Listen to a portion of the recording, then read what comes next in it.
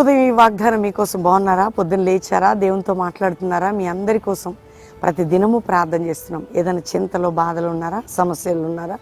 దేవునికి అసాధ్యమైంది. కానీ ఒక చక్కటి మాట మీకు చెప్తున్నానండి. మరి కీర్తన గ్రంథం 34వ అధ్యాయం 4వ వచనం, యెహోవా యొద్ద విచారణ చేయగా నాకు కలిగిన భయములన్నిటిలో నుండి ఆయన నన్ను తప్పించను. అవునా? మరి నువ్వు ప్రార్థన చేస్తే దేవుడు తప్పిస్తాడట నీకు కలిగిన భయములన్నిటిలో. మరి ప్రార్థన చేయటానికేగా దేవుడు నీతో మాట్లాడేది. నువ్వు అడిగితే నేను ఇస్తా. ఆయనట యెహోవా యొద్ద విచారణ చేయగా నేను అడిగినా దేవుడు నాతో మాట్లాడాడు. నాకు కలిగిన భయములన్నిటిని తప్పించాడు. నువ్వు ప్రార్థిస్తే, నేను ప్రార్థిస్తే దేవుడు అద్భుతం చేయబోతుంది. దేవుడు తప్పించబోతాడు. దేవుడు విడిపించబోతాడు. దేవుడు బలపరచబోతాడు. దేవుడు సహాయం చేయబోతాడు. అక్కడ ధైర్యంగా ఉండండి.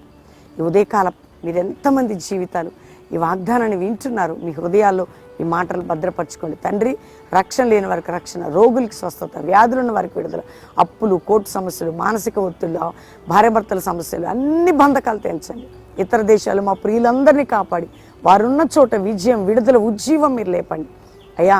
అంతేకాక ఈరోజు మ్యారేజ్ డే, బర్త్డే బిడ్డలు బ్లెస్ చేస్తూ ఎవరు ఏ సమస్యలున్నా విడిపించి ప్రతి వారి బాష్ప బిందు తుడిచి సహాయం చేయమని యేసు నామములో అడుగుచున్నాం తండ్రి, amen. God bless you. Pastor Praveen official Insta follow అవ్వండి. దేవుడు మిమ్మల్ని దీవించును గాక. ప్రైజ్.